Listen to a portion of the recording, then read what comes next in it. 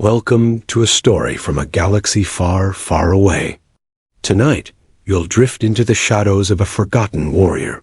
His name was Maul, red-skinned, horned, raised in darkness, a tale of power, pain, and a quiet end beneath twin suns. So breathe slow, close your eyes, and let's begin. Maul was born on the misty world of Dathomir, a land of red skies and ancient magic. His mother, a witch named Talzin, gave him away to a Sith Lord Darth Sidious. He was just a child, taken to be shaped into a weapon. No kindness, no comfort, only training, fear, anger, and hate. Sidious trained Maul in secret. He taught him the ways of the Sith, how to fight, how to kill, how to hide in shadows. Maul became the perfect hunter, silent, swift, deadly. His weapon, a double-bladed lightsaber, was as fierce as his rage. All he wanted was to destroy the Jedi. At last, Maul was sent on his mission. He found the Jedi on a desert world, Tatooine. He fought two Qui-Gon Jinn and Obi-Wan Kenobi. Later, on Naboo, he returned. In golden halls, lightsabers clashed. He struck Qui-Gon down, but Obi-Wan fought back and split Maul in two. He fell down a shaft, broken, but Maul didn't die. His hatred kept him alive. He crawled into darkness on a junk world, built metal legs, and lost his mind. Years passed. Then, his brother Savage found him, helped him heal, and Maul returned, still burning with revenge. Maul built a new empire. He ruled the underworld. Crime lords, soldiers, even Mandalorians followed him. But revenge still drove him. He captured Obi-Wan's love, Satine, and killed her in front of him. But still, Maul felt no peace. Only a deeper, colder emptiness. His old master, Darth Sidious, returned. He killed Maul's brother, defeated Maul, left him alive just to suffer. Maul ran again, hid in the shadows as the Empire rose. No longer Sith, no longer whole, just a ghost with a lightsaber, and a heart full of ashes. Maul searched for meaning. He found young Ezra Bridger, tried to use him, hoped to fight Sidious. But it was all slipping away. Old, tired, alone, Maul followed whispers to a desert, to Tatooine. There, in the still of night, he found Obi-Wan once more. Their final duel was swift. 1, 2, 3 strikes. And it was over. Maul fell into Obi-Wan's arms, broken, but not angry. Not anymore. He asked, "Is he the chosen one?" Obi-Wan said yes. And Maul, at last, could rest. "He will avenge us," he whispered, then closed his eyes. So now, his story fades into silence. A boy taken too young. A warrior who lived in pain. And a soul who found peace only in the end. Rest now, listener. Drift into dreams. Like Maul, you've traveled far. May the night bring you peace. Good night. And may the Force be with you. Maul was never truly free. Even as a warrior, even as a ruler, the chains of the dark side wrapped tighter around him. He believed power would bring peace, but it never did. Each victory left him colder. Each defeat carved his soul. He wasn't just a Sith. He was a child taken too early, raised in shadows, and left to wander a galaxy that never gave him peace-only battles to survive. Though Maul wore the face of fury, behind those yellow eyes was pain. A quiet, pulsing ache that no blade could fix. He had no home, no family, just war. His master used him. His enemies hunted him. His allies feared him. And in every dark corner of the galaxy, Maul chased something he couldn't name. Not power, not revenge, just a place to belong. But it always slipped away. On Mandalore, Maul wore a crown, but even then, he was hollow. He ruled not out of hope, but out of habit. He challenged the Jedi, the Sith, even fate itself. But his empire was built on fear, and fear always fades. It crumbles. He sat on a throne, surrounded by metal and silence. And still, he waited for the only thing that ever gave his life meaning, the face of his enemy. Maul hated the Jedi, but he hated the Sith even more. He saw the lies behind their power, saw how Sidious discarded him like broken armor. So Maul became something else, not Sith, not Jedi, just a shadow, a force moving between cracks in the galaxy, whispered about in cantinas, hunted by none, feared by all. A man too dangerous to kill, and too haunted to ever be truly alive. He fought in wars, but his true battle was within. Maul was at war with memory, with grief. He remembered his training, the cold, the cruelty, the pain of being molded like clay. And in every fight, he wasn't striking at Jedi. He was striking at what had been done to him. But pain makes a poor teacher. And Maul was still a student of suffering until the very end. Even at his strongest, Maul was always alone. His brother Savage was the closest thing he ever had to family. And when Savage died in Maul's arms, something inside him broke again. Not with rage this time, but with grief. The galaxy took everything from him again and again. And no matter how many enemies fell, Maul could never fill that quiet space left behind. Maul saw the Force as a curse. Where Jedi found balance and Sith found control, Maul only found torment. The Force had shaped him, used him, and left him scarred. It gave him life when he wanted death, and death when he sought peace. He was a wound in the Force, not chosen, not blessed, just marked. And wherever he went, darkness followed like a shadow he couldn't shake. In exile, Maul spoke to ghosts. He saw the faces of those he killed and those he couldn't save. He muttered plans to no one, hoped for revenge in whispers, and waited. Years passed. Stars moved on, but Maul stayed. The galaxy forgot him, but he never forgot the galaxy. He waited for one last duel, one final purpose, not to win, just to matter. One last time. When he found Ezra Bridger, Maul saw hope twisted, selfish hope. He wanted Ezra to be a weapon, a new apprentice, a new purpose. But Ezra was kind, strong in a different way. Maul didn't understand it, couldn't break it. And in that failure, he saw his own reflection. A life twisted by obsession, and a path that led nowhere but to loss. Again and again. Maul once believed that killing Obi-Wan would fix everything, that revenge would bring him peace. But every time they crossed paths, Maul left with more scars. Not just on his body, but in his mind. It wasn't Obi-Wan he hated. It was what Obi-Wan reminded him of, the life he never got to live. The boy he might have been, if he hadn't been taken and twisted. Maul could have ruled the galaxy in another life. He was clever, strategic, a warrior, and a thinker. He united syndicates, bent warlords to his will, and even turned Mandalore into his fortress.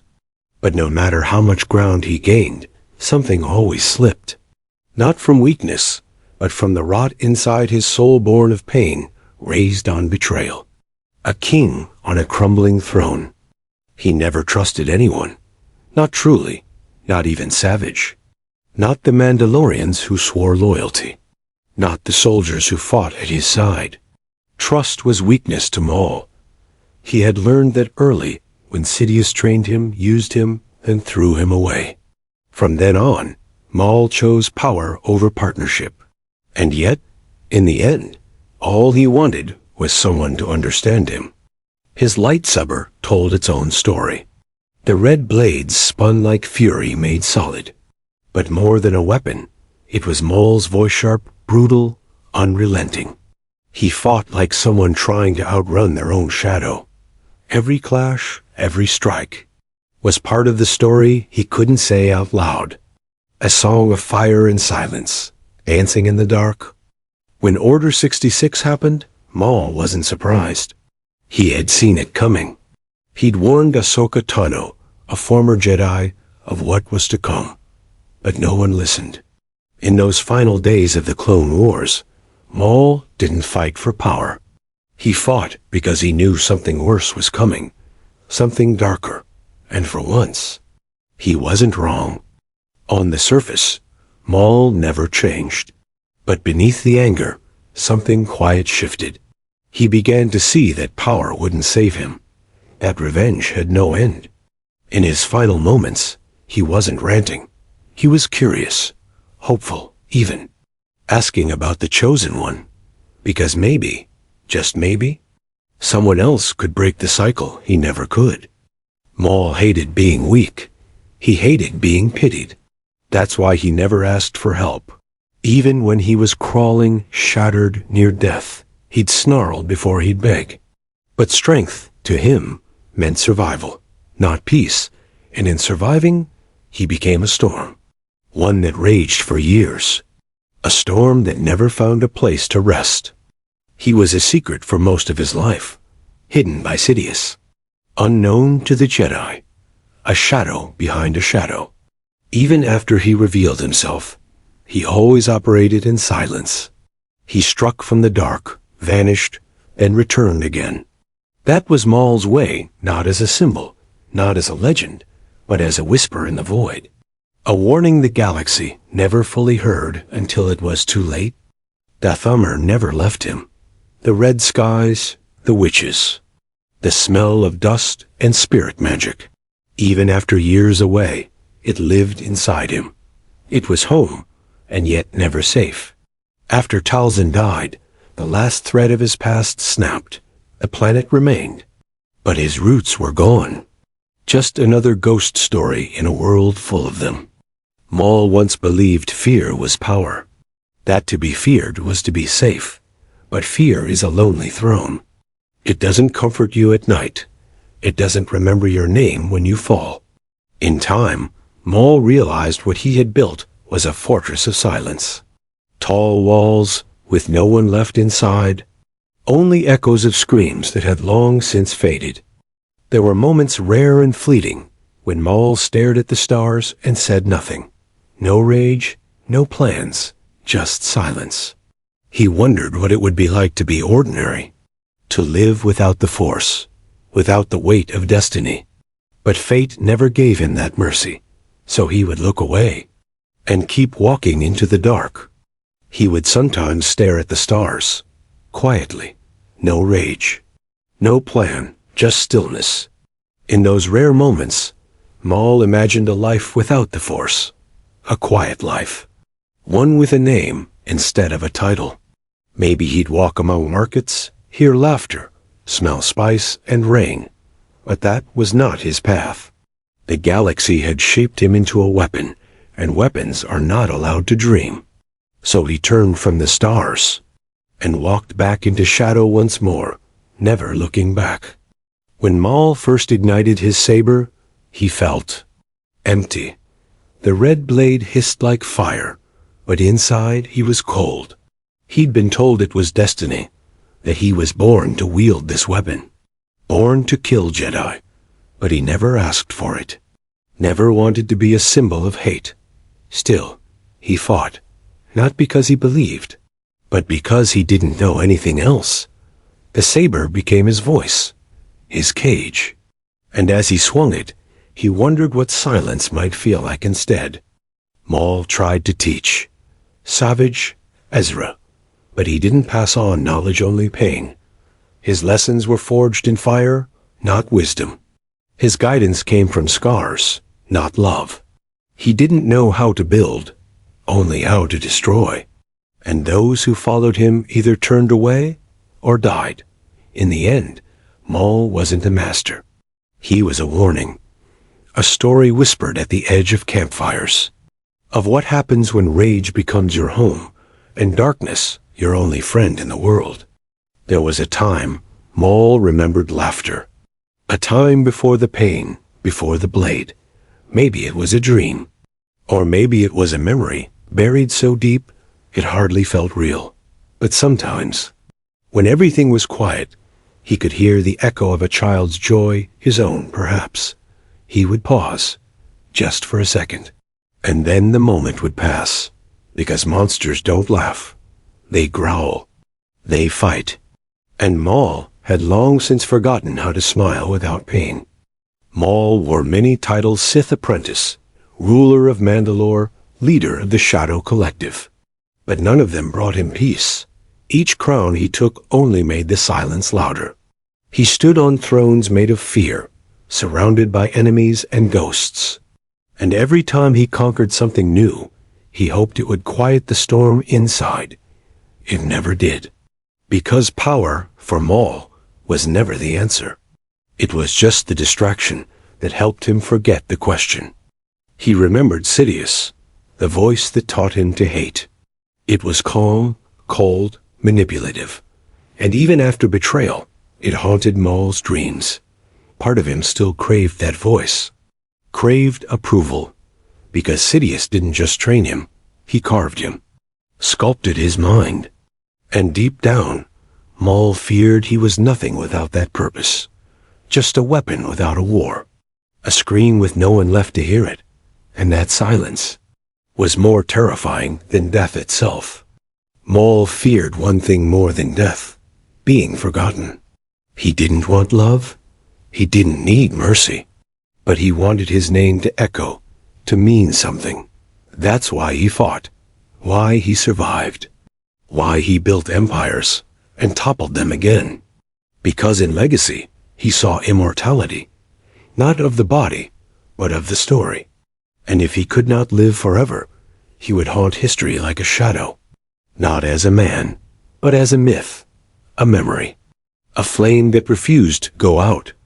The Jedi never understood him. They saw only the blade, not the wound behind it. They saw rage, not the fear. Maul was not born evil. He was broken into it, molded, shaped, weaponized. The Jedi, blind in their peace, could not see the boy beneath the horns. And Maul, raised in hate, could not believe they would have helped him. Two sides, never meeting. And between them, Maul stood alone.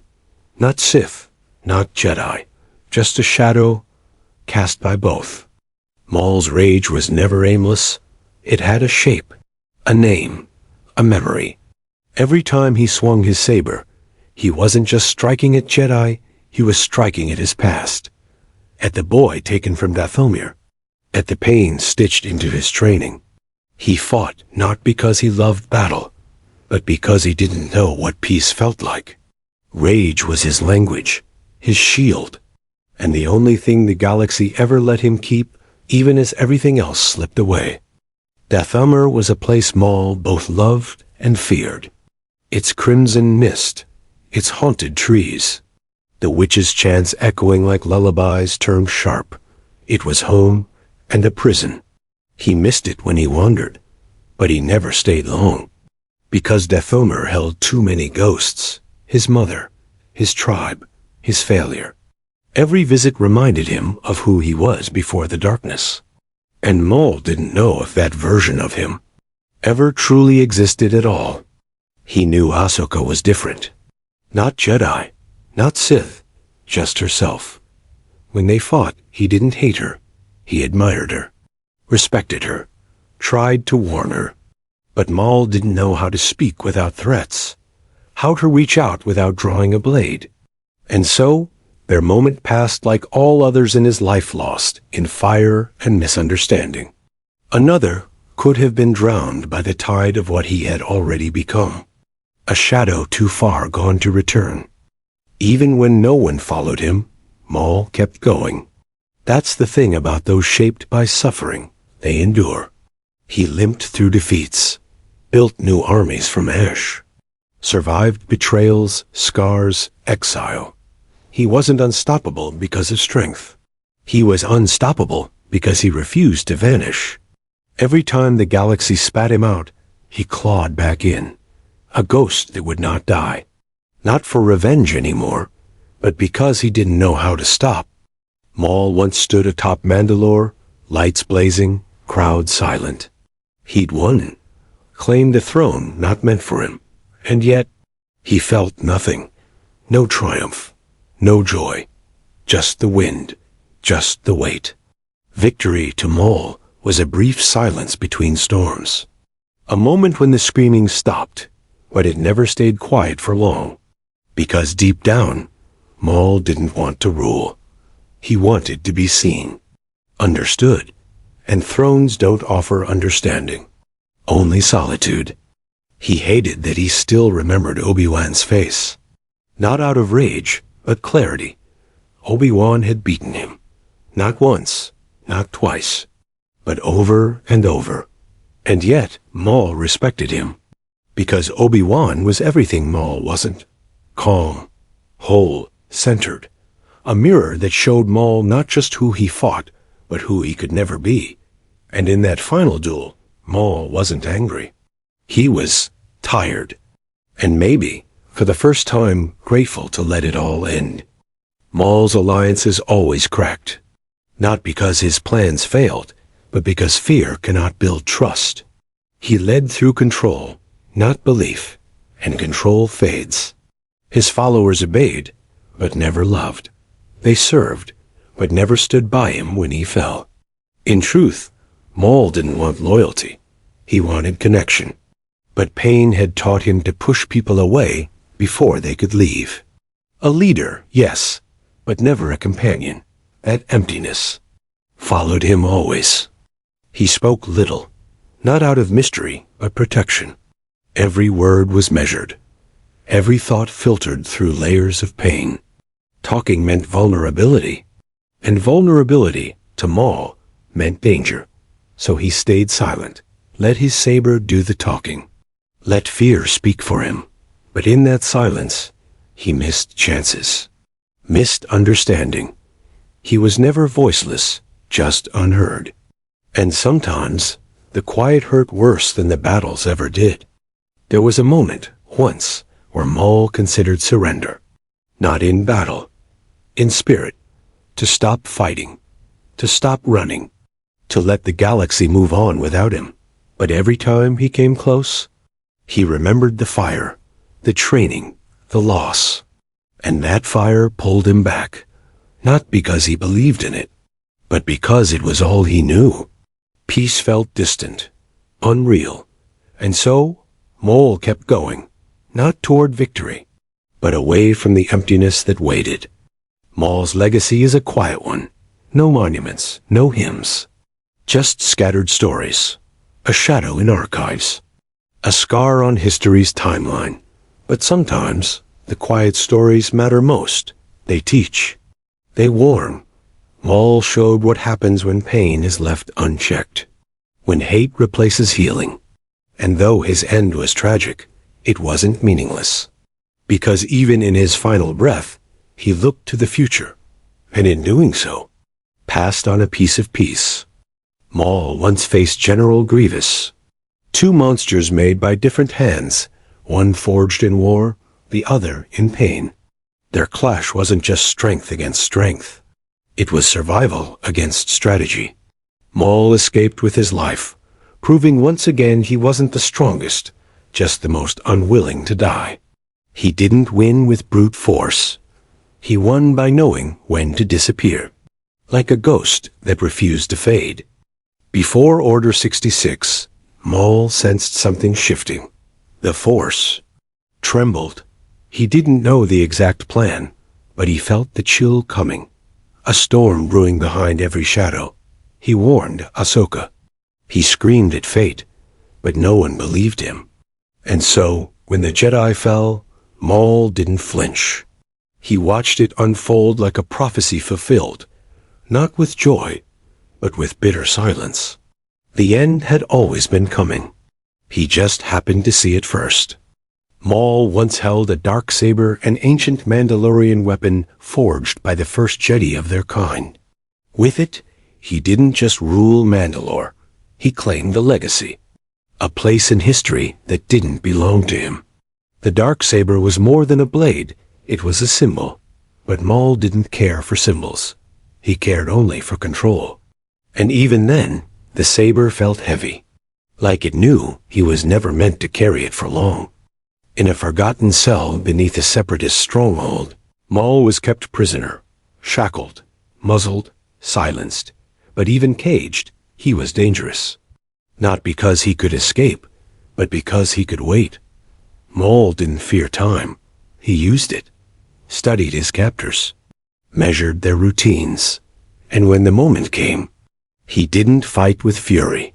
He moved like wind through cracks, swift, precise, and once again, he vanished into the dark. Maul once challenged Darth Sidious directly. He believed he could defeat his master, that he had grown strong enough to stand on his own. But Sidious reminded him of the truth. Maul was still a student in the eyes of the Sith. The duel was brutal. Savage was killed. Maul was broken. Not just in body, but in pride. That battle wasn't a loss. It was a lesson. That some shadows are deeper than even he dared to follow. In the time after the Clone Wars, Maul created an empire from the cracks. Not a kingdom of planets, but of whispers, deals, syndicates. He ruled the underworld, not with law, but with fear. Crimson Dawn, his creation, was faceless and silent. A reflection of him. An empire in the shadows, feeding off the scraps of the fallen republic. He didn't want fame, just control. And control can be a colder cage than any prison. Maul's spider legs were not his first form after Naboo. When Savage rescued him, Maul had descended into madness. Ranting, barely conscious, he spoke in broken phrases, built his limbs from junk, crawled like an insect. Those legs weren't strength. They were desperation. But in time, with magic, they were replaced. Forged anew, sharper, sleeker. Yet no matter how many limbs he changed, the pain never left his eyes. In his final years, Maul lived alone. No armies, no allies. Just the Force and memory. He wandered through ruins, ancient tombs, forgotten places where whispers still lived. He searched for answers. Not power anymore, but truth. Why had he survived? What did it all mean? He never found peace, but he kept looking. Because searching gave him purpose. And sometimes, purpose is all that keeps the dark from swallowing you whole. Maul didn't just hate the Jedi for their power. He hated them because they left others to suffer. In his eyes, they stood on high towers, blind to pain below. They claimed peace. But Maul saw only inaction. He hated them because he needed them once. Needed saving. And no one came. So he became the very thing they feared. Not out of fate, but out of rage at being forgotten. By the people who claimed to protect everyone. Maul once tried to turn Ezra Bridger into his apprentice. Not for power, but for legacy. He saw in Ezra a chance to rewrite his own fate, to pass on something that lasted. But Ezra had a light Maul couldn't dim. The bond never formed. And Maul, once again, was left with silence. Not because Ezra defeated him, but because Ezra refused to become what Maul had spent his life trying not to be another pawn in a cycle of pain and revenge. He walked through Malachor, a world frozen in time, its sky cracked, its surface scarred by ancient war. There, Maul found Sith knowledge, holocrons, temptation, but also stillness. Malachor was a reflection of him, broken, forgotten, dangerous. He didn't seek the dark side there. He sought understanding. And though he left with secrets, he also left with something more rare. A sense that even ruin could teach, if you stood still long enough. Maul once led the Shadow Collective, an alliance of criminals and syndicates that stretched across systems. Black Sun, Pike Syndicate, even the Hutts. He didn't rule with respect. He ruled with fear. And for a time, it worked. But fear is brittle. It cracks under pressure. The moment he lost control, they abandoned him. Loyalty, Maul learned, cannot be bought with blood, only borrowed, and debts paid in fear are always temporary. The Night Sisters gave Maul his strength. Their dark magic stitched his mind back together. Their rituals rebuilt his legs. But they were more than healers. They were family. And when General Grievous led the slaughter of Dathomir, Maul felt it like a blade to the heart. His past burned, his people wiped away, not by time, but by war. After that, he didn't just fight for revenge. He fought because it was all he had left to feel. Maul's body bore many scars, but none deeper than the one inside his mind. He remembered Naboo like a wound that never closed. The pit he fell into, the silence as his body broke, the years lost to madness. That fall wasn't just a defeat. It was a rebirth. He died as Darth Maul, and clawed his way back as just Maul. Not a title, not a Sith, just a man trying to outrun the moment everything was taken from him in a single silent scream. He hated how the Force connected all things, because Maul didn't want to be connected. Connection meant loss, pain, hope, all things he'd been taught to abandon. But still, he felt it. In every fight, in every death. The quiet web that tied him to others. He never spoke of it. But sometimes in meditation, he reached into that current, not to control it, but to ask a silent question. Was he truly alone, or had he just forgotten how to feel? Maul's vision of the galaxy was shaped by betrayal. He was used by Sidious, ignored by the Jedi, abandoned by allies. So he built his own code, one of self-reliance, of vengeance, of strength above all. But that code kept him isolated. It protected him from more than pain. It blocked out joy. Maul didn't just build walls to keep enemies out. He built them to keep himself in. And over time, those walls became a prison too solid to escape. He never craved death, but he stopped fearing it. To Maul, death was a familiar door, one he'd knocked on many times, but never walked through. It waited, patient, watching.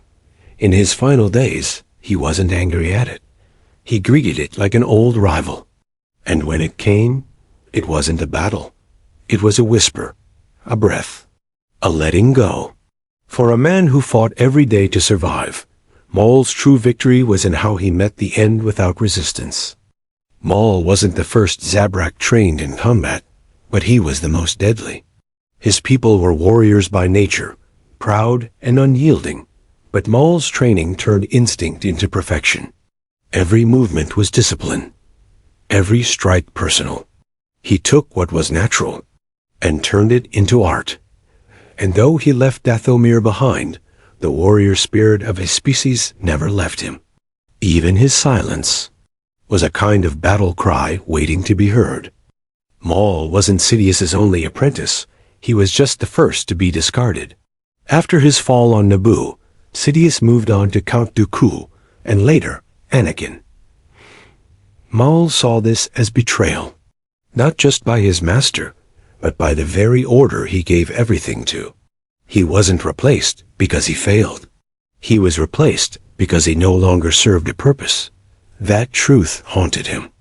Not the loss of power, but the reminder that he was never truly needed. Maul studied Jedi archives in secret, not to understand their peace, but to predict their weakness. He memorized their movements, their philosophy, their patterns. But sometimes in reading their words, he found himself pausing. A line about compassion, a phrase about balance. He never admitted it, but part of him was curious. What if they were right? What if everything he'd been taught was wrong? That thought was more dangerous than any duel. He rarely slept. His dreams were crowded with voices: Sidious, Obi-Wan, Savage, his own screams. Rest was a battlefield he couldn't win. So he stayed awake, meditated, sharpened his mind like a blade. Even in stillness, he trained. Because if he slowed down, the silence would catch up. And Maul feared silence more than any enemy. In it, he heard the truth, that he had nothing left. No future. Only the next fight, and the one after that. Maul knew loss better than most. He lost his childhood, his people, his identity. But the worst loss came when he realized revenge wasn't enough. Even after killing, conquering, surviving, he still felt hollow. The moment he let go of that illusion, the fire inside flickered. He began to understand something terrifying, that healing might require something greater than rage. And Maul had no idea where to find it, or if he ever truly could. Maul never called himself Darth again after Naboo. He abandoned the title, not out of shame but defiance. Sidious had given it to him. Sidious had taken it back. Maul would no longer live by anyone's name but his own. Just Maul, a symbol of pain, of survival, of the self-made. He wore it like armor.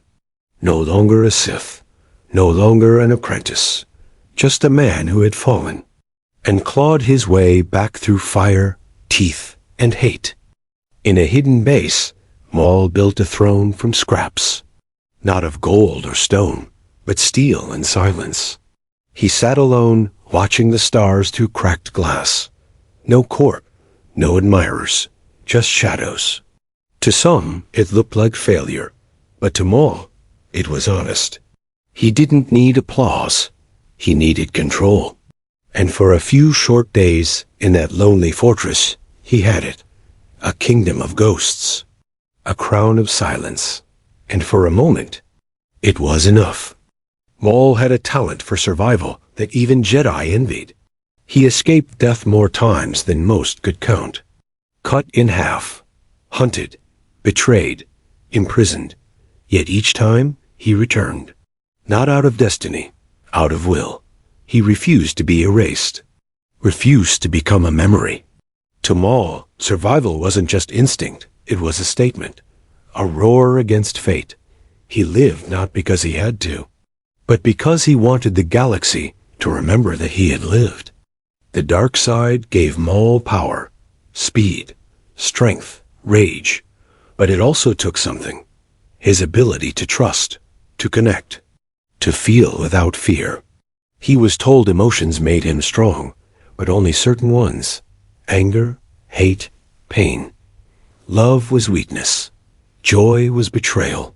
Over time, he forgot what those other feelings were like. And though the dark side kept him alive, it left him hollow. A shadow of what he might have been, if someone had just shown him light. During his time on Mandalore, Maul faced Ahsoka. She was calm, sharp, centered, everything he wasn't. Their duel was more than a battle. It was a conversation, a question of paths. Maul tried to show her the truth about Sidious, tried to convince her to join him, but Ahsoka refused, not out of pride, but clarity. And in her rejection, Maul saw something painful, someone who had walked away from everything, and still kept her soul. Maul rarely used the Force for show. No lightning, no grand displays. His strength was in subtlety, precision. His Force use was like a whisper, silent, deadly, efficient. He bent metal without raising a hand, threw enemies without a word. Because to Maul, power wasn't loud. It didn't need to be. Power was control. Calm in chaos, and the more still he became, the more dangerous he was. Like a storm gathering behind glass. When Maul discovered the Chosen One prophecy, he didn't laugh, he listened. Deep down, he hoped it was true. Not because he believed in balance, but because he wanted the cycle to end. The Jedi, the Sith, the wars. If someone could bring peace, maybe his pain would finally mean something. In his final breath, he believed in that boy. Luke, though he didn't know his name. And in believing, Maul found something close to hope. Maul didn't care for luxury. His chambers were sparse. His clothes, simple. Even when ruling, he never craved gold or riches. Power, yes, but not comfort, because comfort softens. And Maul was raised in fire. Every scar, every bruise, was a reminder of where he came from, of what made him. He wore pain like a second skin, and in that simplicity, he found control.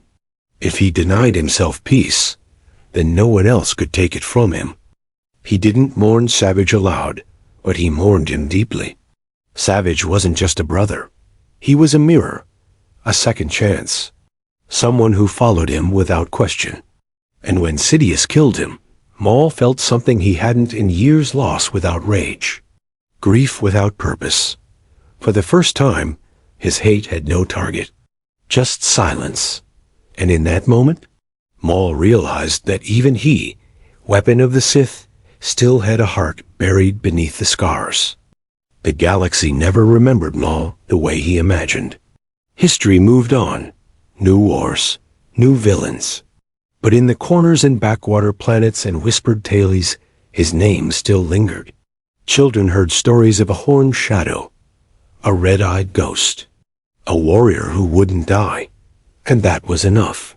Maul didn't need statues or songs. He needed to be felt, even as myth, even as fear.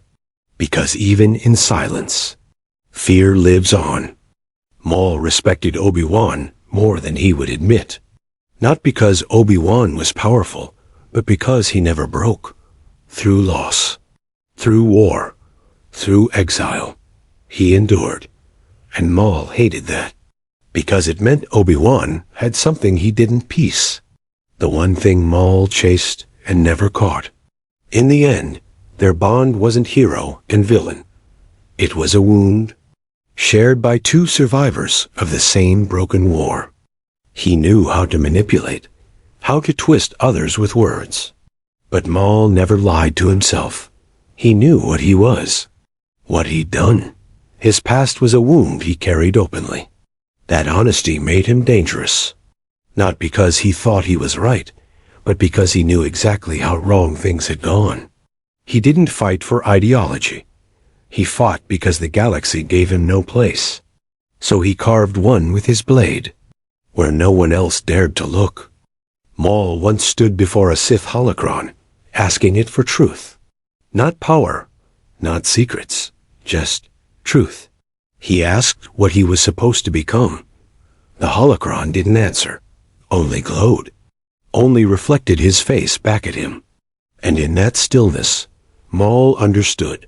No vision was coming, no destiny to fulfill. He wasn't chosen. He was made. And sometimes, that's worse. Because it means the pain wasn't fated. It was designed. Maul's strength wasn't just physical. It was mental, emotional. He endured isolation, madness, betrayal, death. And every time he returned, not healed, not whole, but focused. He sharpened pain into purpose, turned loss into fuel. He didn't bend the galaxy to his will, but he bent himself, again and again, until he was something more than survivor, something less than whole, a force that refused to vanish quietly. He didn't believe in friends, not because he didn't want them, but because he didn't know how. His life had been filled with masters, soldiers, rivals, but never equals, never companionship. Every bond he formed ended in fire, so he stopped trying, taught himself to walk alone, and though it kept him alive, it also kept him empty, because even a blade, no matter how sharp, grows cold without a hand to hold it. Maul's final thought wasn't of himself. It was of the galaxy, of balance, of the boy he sensed in the stars. After a life of violence, his last breath was a question, a hope, a whisper that maybe all this suffering meant something. And in Obi-Wan's quiet answer, Maul found peace, not for what he was, but for what might come. In that moment, the storm inside him calmed, not with power, not with victory, but with one final truth. The fight was over. Maul rarely spoke of his past, but in his silence, it was always present. The training on Mustafar, the endless drills, the pain of failure.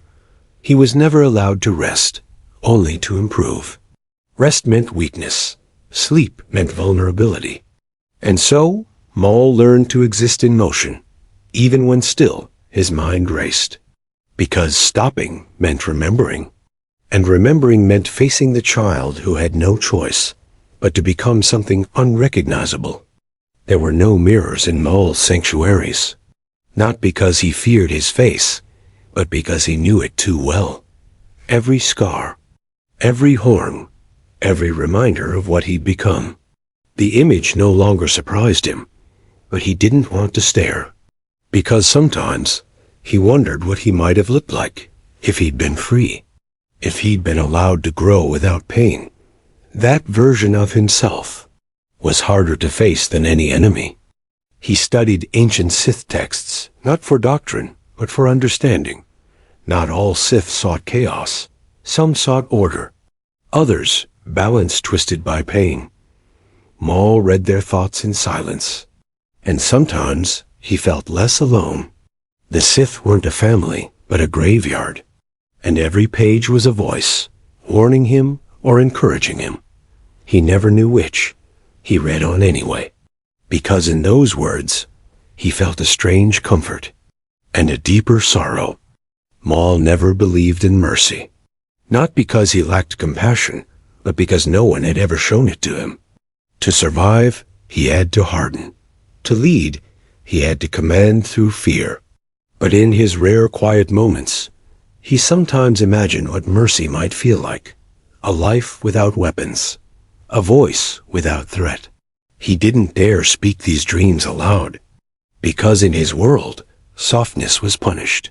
And Maul had learned never to dream out loud. Maul once stood atop a battlefield, surrounded by fallen enemies and silence. The sky was red. The dust settled. He had won. But he didn't feel triumphant. He felt numb. Victory, he learned, didn't taste sweet. It was ash on his tongue. He hadn't won peace only more time. And each time he survived, the question returned. What was it all for? Maul never had an answer. So he kept fighting, not for glory, but to avoid the weight of stopping. He once watched a sunrise in silence, not as a warrior, but as a man.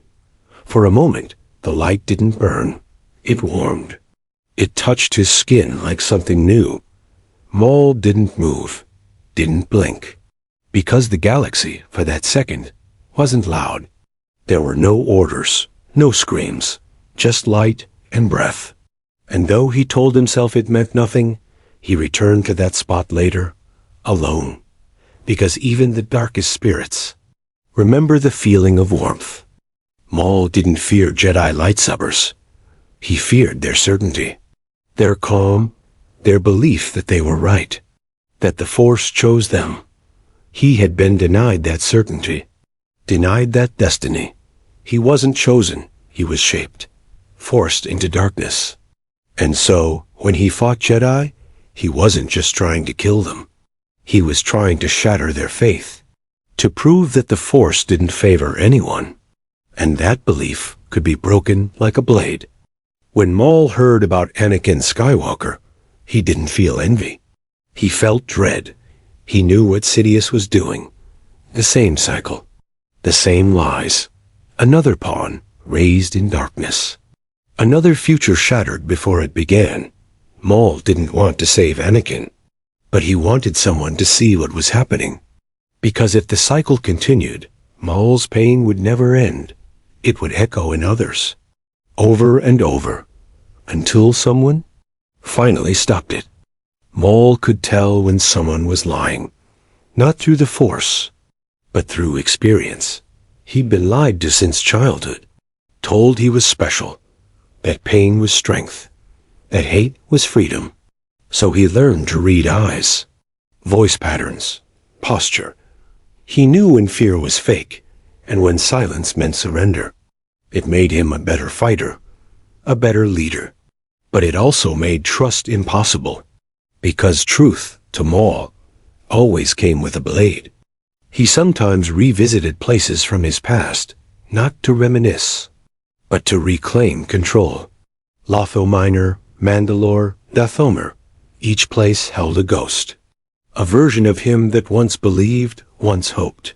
And in returning, Maul stood above the memory. He faced the scars and reminded himself he had survived. He was still standing. It wasn't healing, but it was something close. A ritual of survival. A whisper to the past. You didn't break me. Maul often walked alone, even when he had followers. He preferred the quiet, not out of peace, but distance. Distance kept him safe, kept others from getting too close. Because everyone he let in died. Savage, Mother Talzin, even enemies he respected. He was cursed, he thought, marked, and so he built solitude like armor. And though it cut him off from warmth, it kept him from grief. And grief was the one thing he couldn't fight. Maul didn't care for trophies. He didn't collect sabers or masks. His victories didn't need reminders. They lived in his bones. His reward wasn't a monument, it was survival. Every scar was a memory. Every ache, a lesson. And so, when others decorated themselves in symbols, Maul walked with nothing but his blade.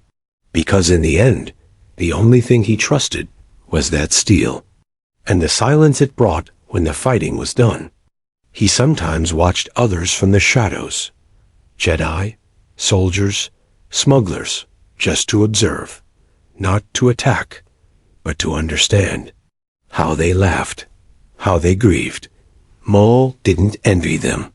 He studied them because they lived lives he'd never known. And sometimes, in that watching, he wondered if he could have lived differently. If there was a version of himself that could have laughed too. That version felt distant, but not impossible. He learned patience from pain. His mind, once wild with fury, became calm, sharp, not because he found peace, but because chaos wastes energy.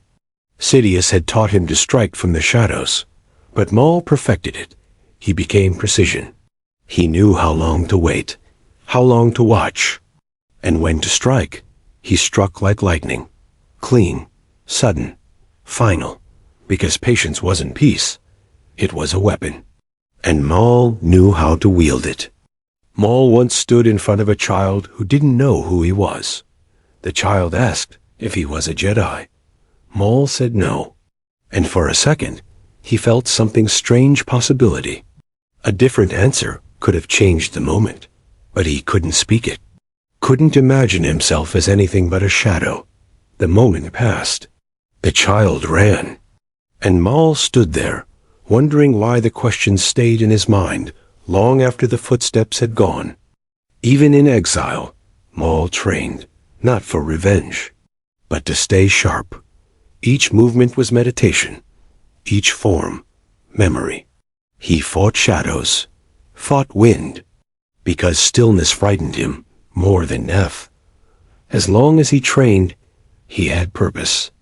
As long as he fought, he was alive. It wasn't about winning anymore.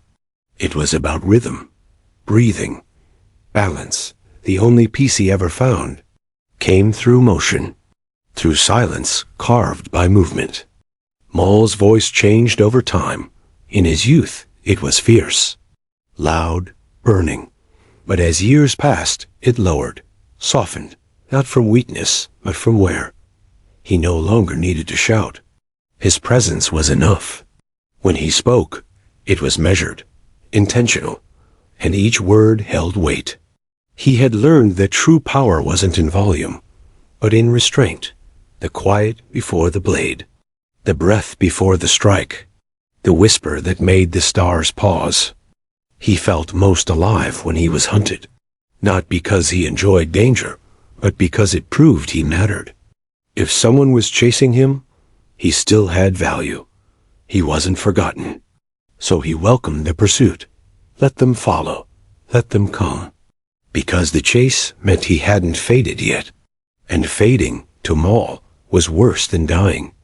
He didn't need to be loved, didn't need to be understood, but he needed to be remembered, even if only as a ghost. Maul respected those who resisted him, not out of admiration, but recognition. He knew what it took to stand against fear, against power. He saw it in Canon, in Ahsoka, even in Obi-Wan. They didn't fight to win, they fought because they believed. Maul didn't understand belief, but he knew the strength it took to hold on to it. And part of him wondered, if he had once believed in something, would his story have ended differently? The last sound Maul heard wasn't a saber, but Obi-Wan's voice. Calm, certain, forgiving. It wasn't pity. It wasn't anger. It was closure. And Maul, who had lived a life defined by noise battle cries, commands, screams, felt something new. Silence without fear. Stillness without pain. And in that moment, his fire dimmed. Not because he was defeated, but because he had finally stopped running, and the storm inside him was still. Maul once believed pain made him strong. Every scar, every loss became proof. But over time, he wondered, was he growing stronger or simply more numb? Strength without peace isn't strength. It's survival. And Maul, for all his might, knew he had never truly lived. He had endured. He had adapted. But he hadn't healed, because healing takes hope. And Maul's life had been carved to ensure that hope never took root deep enough to grow. When Maul saw the Death Star from afar, he didn't feel awe. He felt confirmation that the galaxy had fully fallen into darkness. Sidious had won. The Empire was no longer an idea, it was a machine, one that devoured everything. Maul had once dreamed of power like that, but seeing it made him sick. It was control without soul, rule without honor. He hadn't built a weapon, but Sidious had built a prison, one Maul could never escape. Maul once heard Jedi speak of forgiveness, of letting go. The idea seemed alien to him, not because he disagreed, but because he didn't know how. His pain was his compass, his memories, his armor. To forgive meant to drop the only weight holding him together, and so he chose to carry it. Not because it helped, but because it was familiar. The only thing he had left from a life stolen before it ever truly began. In his time with Crimson Dawn, Maul played a dangerous game. He pulled strings behind curtains, moved pieces others couldn't see. He wasn't a crime lord for power, but for leverage. Influence meant survival, and survival meant patience. Every deal, every betrayal was part of a larger plan. But as years passed, even Maul began to wonder, what was the plan really for? Revenge? Control? Or just something to keep the silence at bay? He once watched an opera from the shadows, a galactic classic filled with beauty and sorrow. The music stirred something in him, something old. It reminded him of Dathmir's chants, of lullabies he'd forgotten. For a moment, Maul didn't feel like a monster. He felt like a memory, like someone who once knew gentleness. He didn't stay long, but as he left, he carried the melody with him. A small reminder that even shadows remember songs. Maul studied maps not just for tactics, but for silence. He sought places forgotten asteroid belts, ruined temples, moons with no names, not because they hid him from enemies, but because they gave him space. In those quiet places, there were no orders, no masters, just stars and thought. He wasn't meditating for peace. He was searching for what he didn't know. Maybe something sacred, maybe something lost, maybe just himself. He never liked droids. They were useful, efficient, obedient. But they reminded him of himself, shaped for service, wired to obey. Maul saw in them a warning that even machines built for power could be broken, replaced, discarded, just like he was. He didn't fear them. but he never trusted them. Because droids didn't feel. And Maul, for all his pain, still wanted to feel something real, even if it hurt. Maul's movements were like poetry sharp, rhythmic, deliberate. Every duel was a dance, not for show, but for meaning. He didn't fight wild, he fought with intention. Because chaos could be beaten. But precision? Precision left no weakness. He had learned to move like a blade through water, silent, inevitable, and each step in combat was also a step away from the boy he used to be, the boy who once feared, instead of inspired it. He once found a broken lightsaber in the ruins of a battlefield. The crystal inside still hummed faintly. It wasn't his. It had never been, but Maul held it with surprising care. There was something sacred about it, a remnant of someone who once believed. He didn't keep it. He buried it, not as an act of mercy, but respect. Even enemies, Maul thought, deserved to be remembered. Because even in war, there are moments of quiet honor. Maul hated the term monster. It was used to make him less than human. But deep down, he feared it was true, that he had become what they saw. Horns, anger, violence. He didn't want to be pitied. But he sometimes wondered, if he hadn't been taken, if he'd been raised in peace, would he still have become this? Or would he have been something else entirely? The scariest part of that question was not knowing the answer. He once saved a child from a collapsing structure during a Crimson Dawn raid. No one saw, no one knew. Maul didn't explain why. Maybe it was instinct, maybe it was guilt. The child looked up at him with fear and wonder, and Maul looked away. He didn't speak, didn't stay. But in that brief moment, something shifted. Not redemption, not change, just memory of what it might have felt like to protect instead of destroy. Maul understood the value of names. Sidious took his. Savage was given one. Names were control. But Maul chose to keep his short, sharp, lasting. It wasn't a title. It was a scar. And like all scars, it never faded. In every system he visited, his name came first, not as a greeting, as a warning. Because Maul didn't want to be welcomed. He wanted to be remembered. Not as a Sith, not as a legend. Just as Maul, the one who wouldn't die. Maul didn't fear Force visions. He welcomed them, even the painful ones.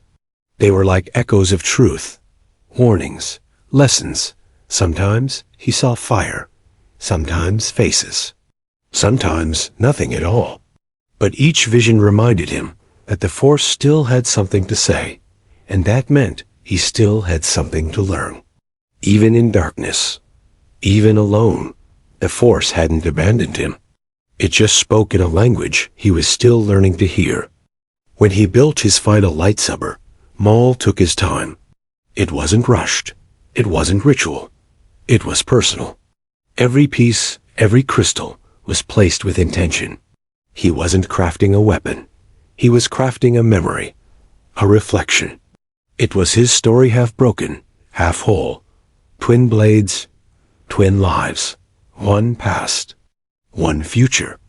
When it ignited, it didn't just hum, it whispered, like the final note of a long song. One Maul had written in silence. Maul never cared for politics. Alliances bored him. Councils disgusted him. He believed in action, not debate, and yet he learned how to speak their language, how to manipulate their systems, because power flowed through influence. And Maul, for all his fury, understood how to wait, how to plant seeds, how to make others move without lifting his blade. It wasn't victory, but it was control, and that was enough. For now, in the temples of ancient Sith, Maul felt something familiar. Not comfort, but recognition. The walls echoed with power, with screams, with silence. He read the carvings, touched the stone, and wondered if those ancient lords had been like him. lonely, used, forgotten. He didn't admire them, but he understood them. Because even across centuries, the dark side didn't change.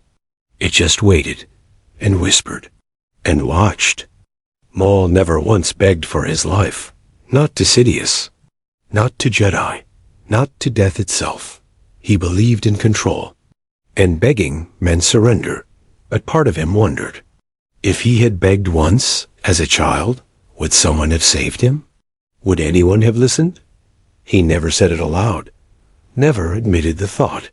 But it followed him, quietly, a question unanswered, a word never spoken, a cry that never left his lips. When he dueled for the last time, Maul didn't hesitate. There was no speech, no monologue, just motion. He had rehearsed this moment in his mind for years. But when it came, it passed quickly. 3 moves, 1 strike, and silence. And as he lay dying, he realized something strange. He wasn't angry. He was grateful. Not for defeat, but for rest. At last, the storm had stopped, and Maul was ready to let go. In the grand stories of the galaxy, Maul is often a footnote, a flash of red, a shadow on the edge. But for those who knew pain, he was more. He was a reminder that survival isn't always noble, that strength doesn't always save, that even the fiercest fighters can still feel alone. Maul's story wasn't about glory. It was about endurance. And in the silence after his end, he became something rare. Not a monster, but a lesson. Maul once passed through a city celebrating Empire Day. Fireworks lit up the sky, and people cheered. He didn't smile. He watched from the shadows, unnoticed. The very thing he helped create the rule of Sidious had grown beyond him. This wasn't victory. It was a reminder that power, once taken, never looks back. And Maul, for all his fury, had become just another ghost watching the galaxy move on without him. He didn't believe in luck. To Maul, outcomes were earned, not granted. Fate was just a name for failure, and hope was a trap. He believed in precision, in movement, in choice. That's why, when others spoke of destiny, he stayed silent. He had lived through too much to trust anything unseen. But sometimes, when things aligned just right, he wondered, was it skill? Or was something greater still watching, even now? Maul once saw his reflection in a pool of water. After battle, bloodied and still, he didn't recognize himself. Not because he had changed, but because he had stopped looking. He had become so focused on the fight that he forgot what he looked like beneath the mask of rage. And for a moment, he saw not a warrior, not a Sith, just a tired, wounded soul, asking silently if there was still something left worth saving. There were stories whispered on the outer rim of a horned warrior who walked alone. Some said he was a myth. Others swore he saved them. Maul never stayed long in these places.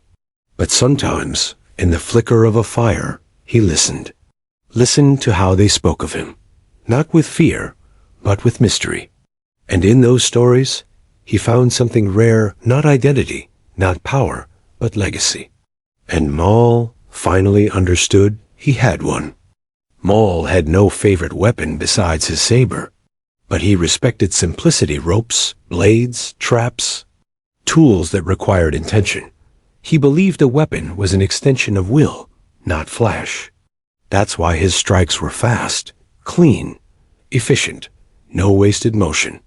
Every move had meaning. Because to Maul, battle wasn't performance. It was language. And violence, when used precisely, could speak louder than any words ever could. He didn't celebrate victories, not because he didn't care, but because he didn't trust them. Every victory had a cost. Every rise came with a fall. Maul had learned this lesson too well. So when he won, he stayed silent, still, waiting for the next blow, the next betrayal. Joy wasn't part of his story, but caution was survival. And in that survival, He built walls so high, even Triumph couldn't climb over them to reach him. Maul once heard a lullaby sung by a mother to her child as he passed through a village. It stopped him. The melody was soft, familiar. It reminded him of something of someone. Perhaps Talzin? Perhaps no one. He didn't linger, didn't look back. But the tune followed him for days, not in words, in feeling. And it whispered a truth Maul could never admit, that beneath the fury, the child he once was still listened, still remembered. He didn't keep trophies, but he remembered every name. Jedi, Sith, soldiers, civilians, friends, enemies. Maul could recall their faces, their final words, because forgetting them felt like weakness. Every life he took, he carried, not as guilt, but as record, a tally etched into memory. To others, he was a butcher, but to Maul, he was a historian of pain, and each life ended, became another sentence in the story only he could read. Maul didn't envy Sidious's empire. He pitied it, an endless machine of fear and obedience. No truth, no love, just control. He saw in it not a throne but a cage, and part of him, deep down, knew that had he won, he might have built the same. Not because he wanted to, but because he didn't know how to build anything else. And that thought haunted him, because it meant the monster he feared lived in him too. He once tried meditation, not Jedi style, not Sith ritual, just silence, breath, stillness. It didn't bring clarity, but it brought calm. For a moment, his mind, usually filled with echoes, quieted, and Maul wondered, was peace really so unreachable? He didn't try again for a long time, but he remembered that one moment, because even warriors long lost in darkness can find light flickering behind closed eyes. Maul had a code, not written, not spoken, just known. Never beg, never trust, always strike first. But over time, the code changed. He added to it, hesitation can save a life. Mercy isn't always weakness. And in those quiet revisions, Maul didn't become soft, he became aware. Aware that control wasn't domination. It was choice. And every time he made a new rule, he moved one step further from the chains that once defined him. He didn't laugh often, but when he did, it wasn't mockery. It was pain breaking loose. A short, sharp sound. A crack in the storm. Because Maul's laughter didn't come from humor, it came from disbelief. At how far he'd fallen, at how much he'd lost. And sometimes, at the absurdity of it all. A life built on rage. A future built on nothing. That laugh was a mirror. And each time it came, he turned away. He studied Jedi archives long after his Sith days were over. Not to exploit them, but to understand them. He read about compassion, non-attachment, peace. He didn't agree with all of it, but he admired it, because even if he couldn't live that way, he could respect those who tried. And in reading their words, Maul felt something unexpected respect. Not for the Jedi as enemies, but for the ones who stayed true to their path. Maul once stood on the edge of a crater left by a Jedi battle. The land still smoked. The air still burned. He didn't cause it, but he understood it. It was the shape of the war inside him. Explosive, lasting, pointless. He knelt, touched the ash, and thought about how many lives it took to fill one hole. He didn't cry, but he felt something close, because even warriors tire of destruction. Even shadows mourn what was lost. He was never good at lying to himself. Others, yes, but not his own heart. Maul knew when he was lost, when he was afraid. He just never showed it, because showing weakness in his world meant death. But in quiet moments, alone, he admitted what others wouldn't believe. He didn't know who he was anymore. Not a Sith, not a leader, just Maul, a name without purpose, a man without place, searching still. Maul remembered music, not lyrics, not songs, just rhythm. Drum beats from Dathomir, the pulse of battle, the hum of blades. It echoed in his steps, in his strikes, in his breath. To him, combat was music, a rhythm of motion and silence. He moved like percussion, sharp, clean, unstoppable. And when he fought, he wasn't just killing. He was dancing. Dancing to the only tune he'd ever known. The song of survival. He once offered someone mercy. A small act. A soldier who dropped his weapon. Maul let him go. No one saw. No one praised him. But it stayed with him. Not because it changed him, but because it could have. That one choice was a thread of something human, something he hadn't felt in years. He never saw the soldier again, but Maul remembered his face. Because mercy, once given, leaves a mark too. Maul believed knowledge was sharper than any blade. That's why he studied everything, not just Sith teachings, culture, history, language, strategy. Because war isn't just muscle, it's mind. And the more he learned, the more he realized. Everyone thinks they're right. Jedi, Sith, empires, rebels, and Maul, for all his rage, began to wonder, what if right and wrong were just shadows cast in different light? In death, Maul didn't fear what waited. Not judgment, not suffering, but being forgotten. That's why he fought so long. Why he screamed into silence. Because memory is a kind of immortality. And if someone remembered him, not as a villain, not as a weapon, but as a person, then he hadn't lived in vain. So as he closed his eyes, Maul whispered one last hope, not to be redeemed, just to be remembered. Maul once stood in a ruined Jedi temple, surrounded by silence and dust. He didn't defile it. He didn't destroy it. He just stood there and listened. The walls whispered of peace, of lessons once taught. It wasn't envy he felt, but distance. A life he was never offered, a truth he was never told. And as he left the temple behind, he didn't speak. He simply walked more quietly than before, as if honoring something sacred, something long gone. He hated the term tool. That's what Sidious called him. A means to an end, not a person. A weapon, disposable. Maul didn't mind being feared. He accepted being aided. But being used, that was unforgivable, because it stripped away his choice, his name, his purpose. And so, every time he fought, every time he carved out space for himself, it wasn't about power. It was about proving he was more than a tool. He was a force, one that refused to rust. Maul once stood at the edge of a canyon on a forgotten world. No ships, no soldiers, just wind. He yelled into it, loud, raw, wordless. Not rage, not pain, just noise, something human, something real. The canyon didn't echo back. It swallowed the sound. And Maul, left in the silence, realized something strange. He felt better. Not healed, not whole, but lighter. As if the screen carried something away, even if no one else ever heard it. Maul knew the art of stillness. He could stand for hours motionless, breath slow, blade quiet, not because he was hiding, but because he was waiting.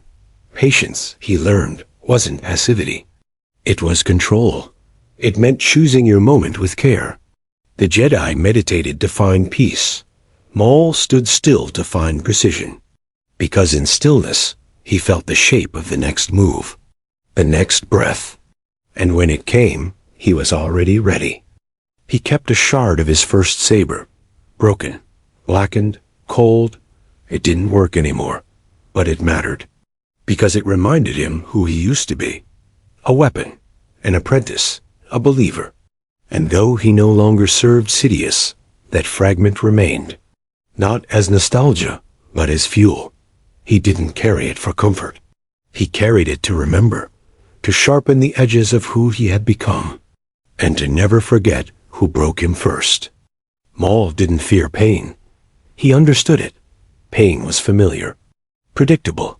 He knew how to survive it, how to use it. What unsettled him was kindness. It caught him off guard.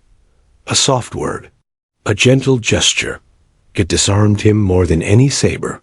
Because pain made sense, kindness made him question. And in those rare moments, Maul didn't know how to respond, so he turned away.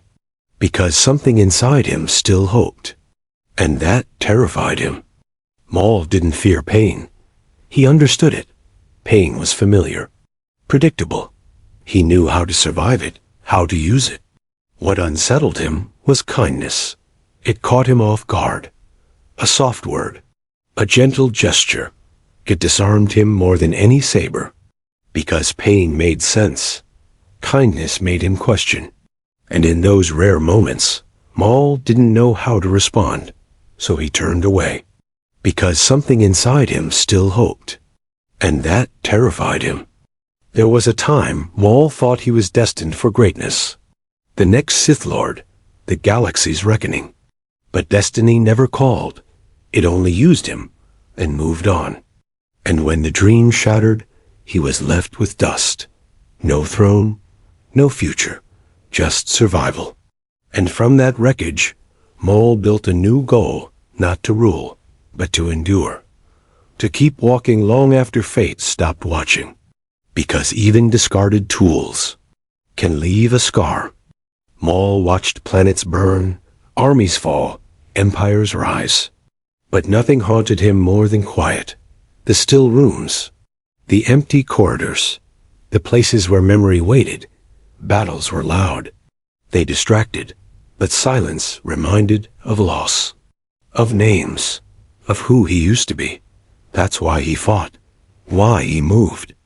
Not to win, but to keep from sitting still long enough to remember what it felt like, to be small, to be hopeful, to be someone else. He never saw the Force as light or dark. To Maul, it was fire. It didn't care who used it. It only burned.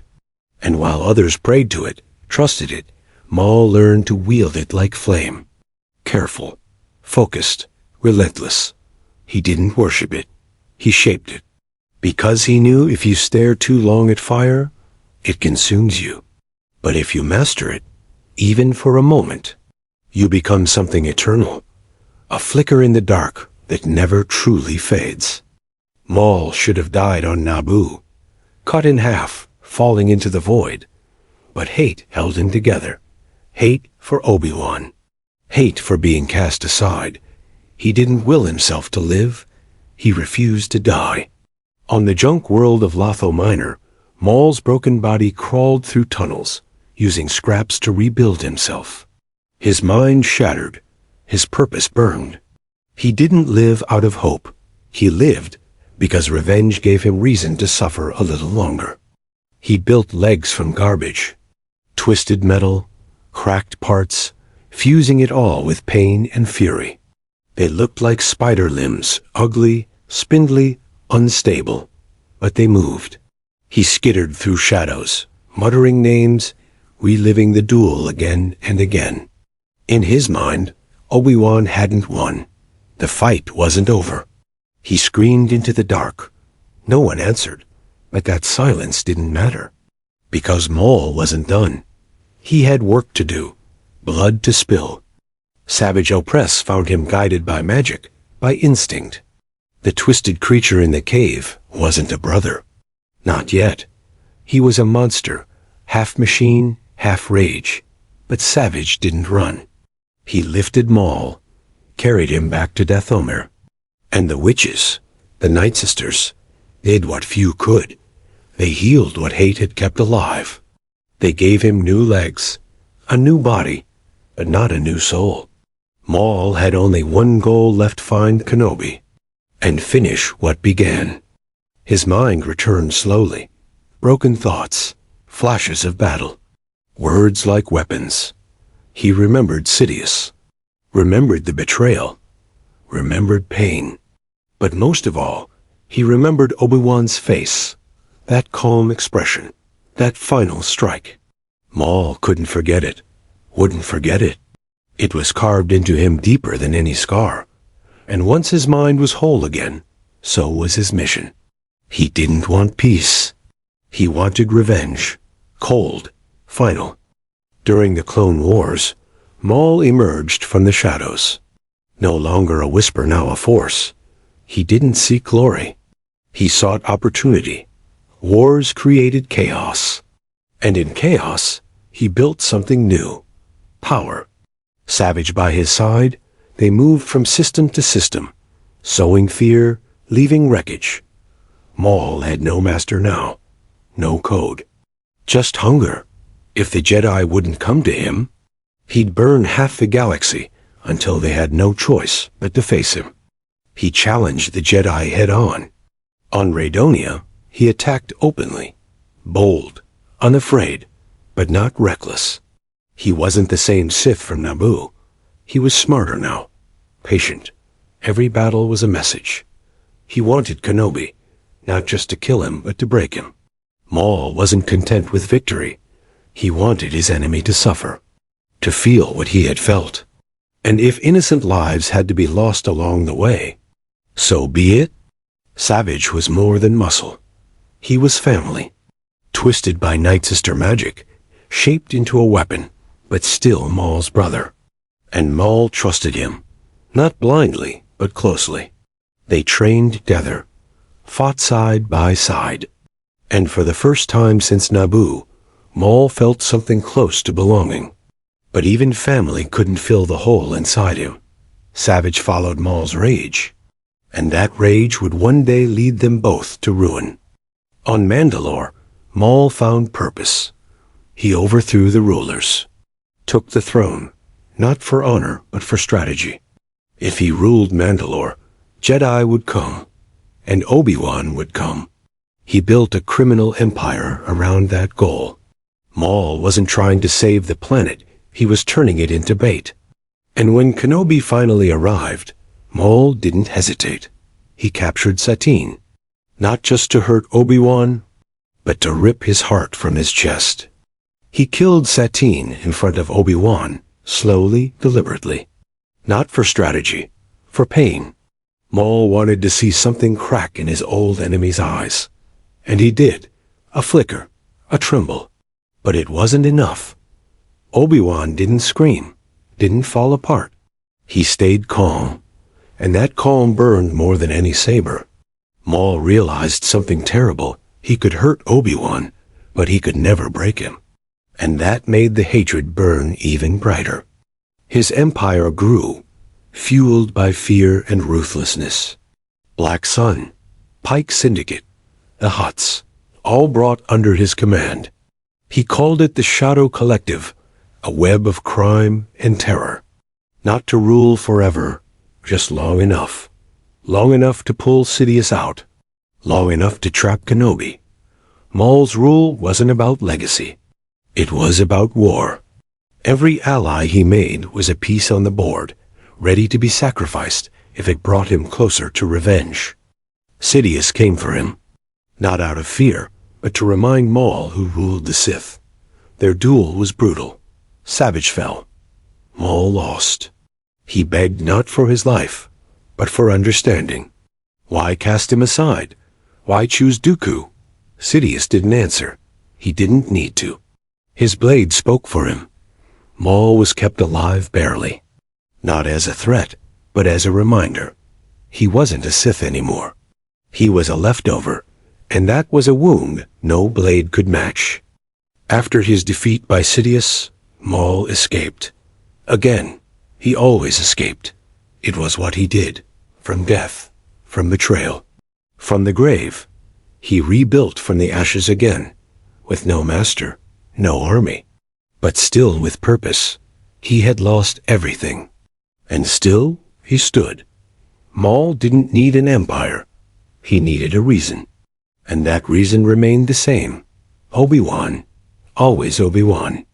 The fire never went out, not while Maul still breathed. Maul's bond with Savage was complex, They weren't equals. Savage admired Maul, but also feared him. Maul pushed him, sharpened him, but he never protected him. Not really. When Savage died, Maul grieved, but didn't break. He'd lost so much already. He knew how to bury things. And so, he moved forward angrier, emptier, because Maul didn't have time to mourn. The galaxy kept spinning, and he still had vengeance to chase. Clone troopers knew his name, feared it, not because he had numbers, but because he moved like a myth, fast, silent, deadly. In the chaos of war, Maul became legend, a ghost in red and black. Jedi hunted him, clones ran from him.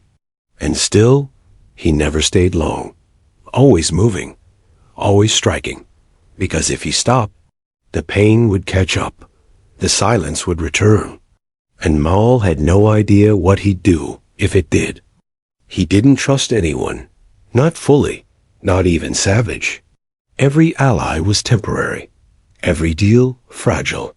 Maul had been betrayed too many times to believe in loyalty, so he planned alone, built alone, ruled alone, and in that solitude he hardened, became colder, sharper, but also lonelier, because no matter how many soldiers followed him, Maul always fought as one, not a leader, not a brother, just a weapon waiting to be thrown.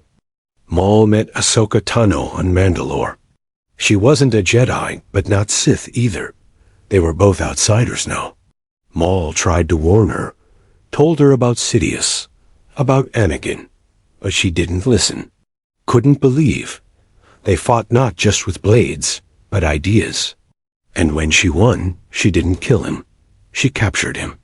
And for the first time in years, Maul screamed, not in rage, in desperation, because he saw what was coming. And no one believed him. He was imprisoned aboard a Republic cruiser when Order 66 began. Chaos erupted. Clones turned on Jedi, and Maul, still in chains, escaped, not with help, with fury. He tore through soldiers like a storm, unarmed, unstoppable. He didn't care who lived or died. He didn't care what side won. Maul was free again. And the galaxy had just entered a new kind of darkness. One he had seen coming. One he had always feared. Maul didn't fight for the Republic or the Separatists. He fought for himself, his own vision, his own pain. The Clone Wars were just a fire he walked through. They didn't change him. They revealed him, stripped away the titles, the masks, the illusions. What was left was Maul, broken, focused, enduring. He didn't play the game. He tore the board apart, because in the end, he knew.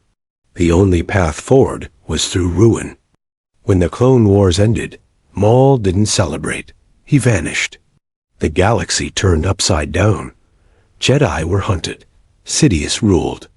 And Maul slipped away into shadow, not because he was defeated, but because he was waiting, watching, planning. Crimson Dawn was born from that silence, a network of crime and control. Maul still had a role to play, even if the war had ended. His battle never did. Maul survived everything, not because of destiny, not because of luck, but because he refused to quit, cut in half, left for dead, betrayed, broken. Still, he rose, again and again. Every fall taught him something new. Every scar, a lesson. He wasn't invincible, but he was relentless. He lived on scraps, on hate, on memory. And though the Clone Wars ended, Maul kept going. Because revenge doesn't rest. And neither did he. After the Clone Wars, Maul built something darker. Crimson Dawn, a crime syndicate buried in shadows. He didn't rule like a tyrant, but like a whisper. No parades, no banners, just fear. Power came not from thrones, but from silence, from knowing when to strike and when to vanish. Maul became a ghost in galactic underworlds, pulling strings no one saw.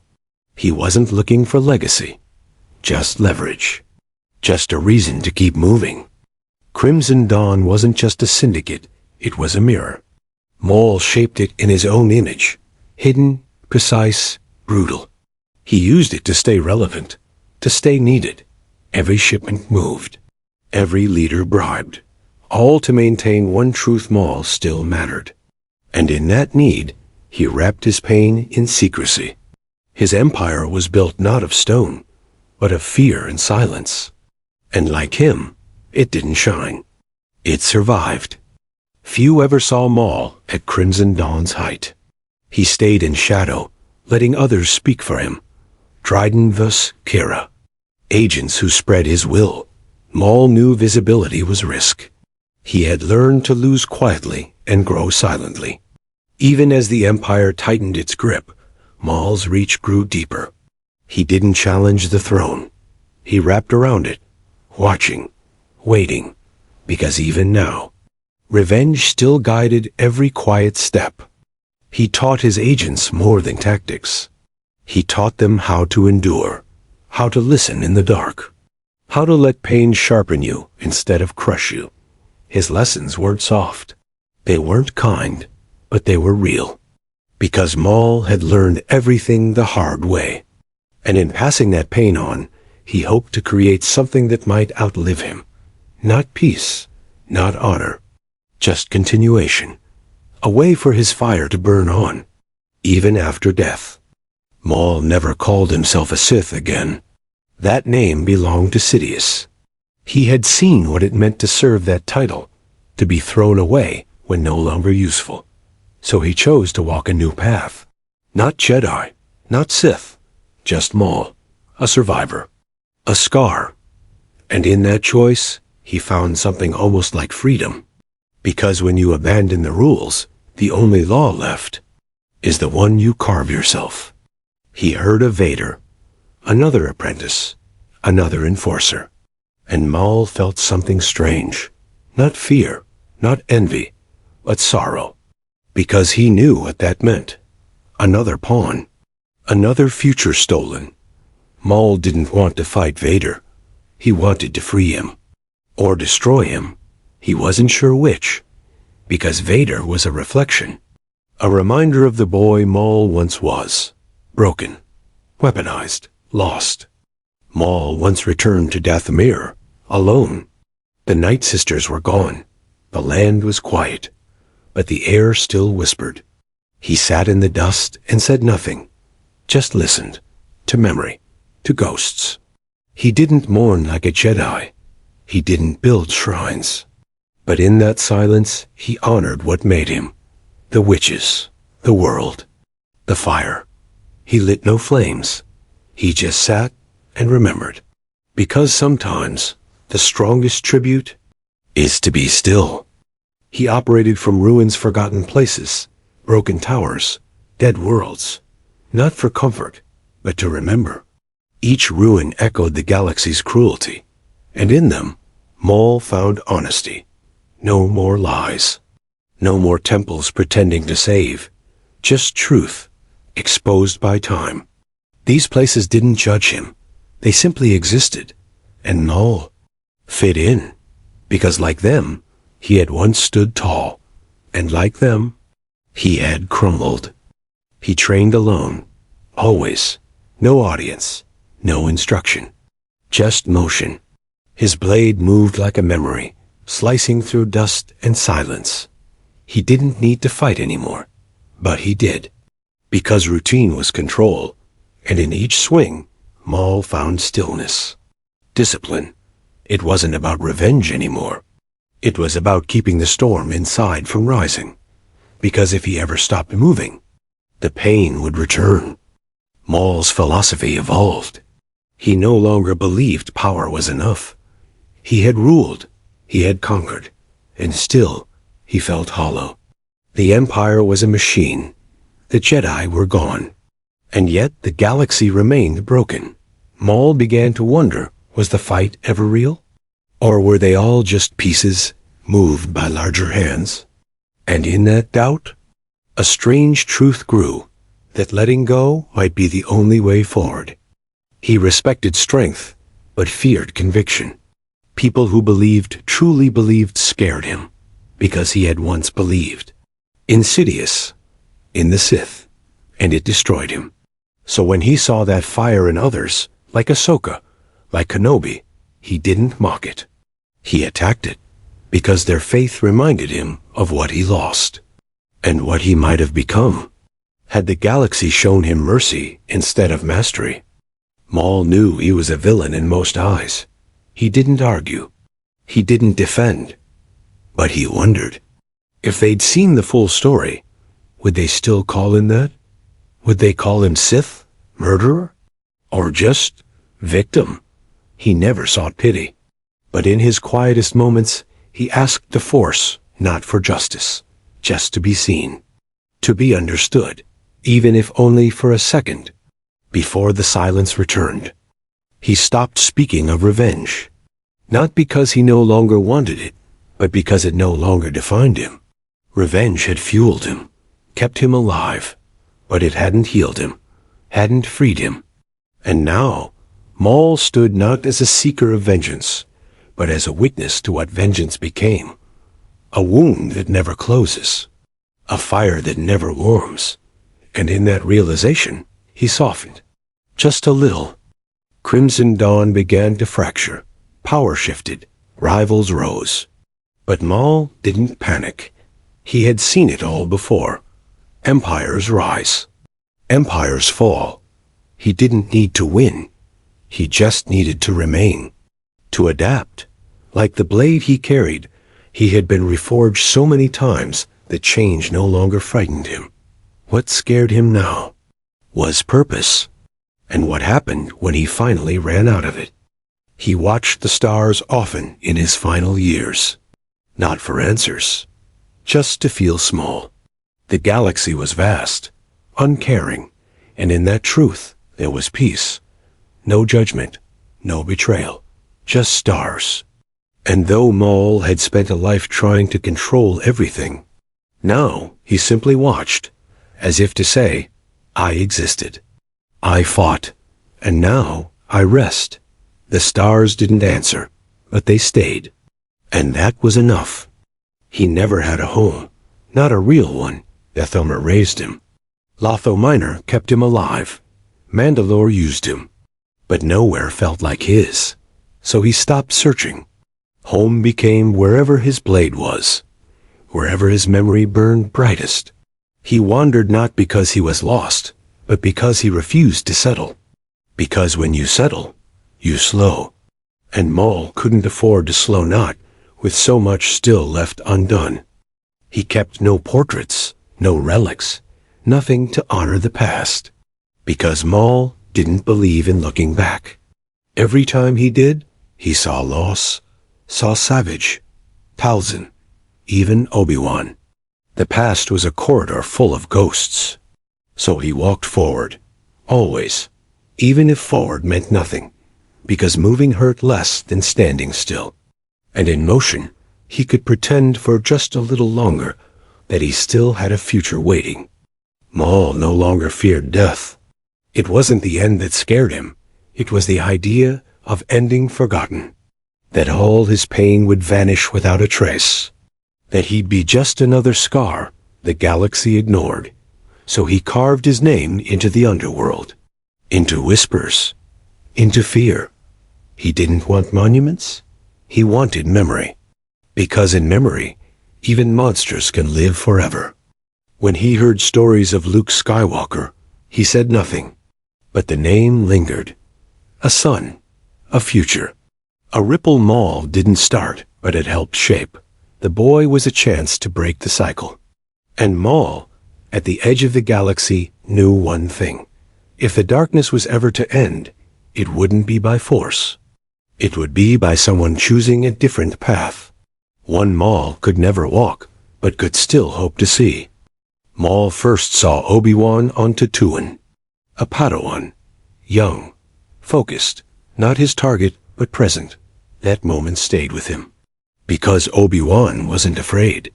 Even back then, Maul sensed something still and solid in him. And later, after the duel on Naboo, that same face would haunt him, not because it bested him, but because it survived. Obi-Wan was Maul's beginning, and without knowing it, his end. Obi-Wan killed him, cleanly, precisely. The cut wasn't cruel, it was perfect, and that's what hurt most, not the fall, not the pain, but the control. Obi-Wan didn't gloat, didn't hesitate.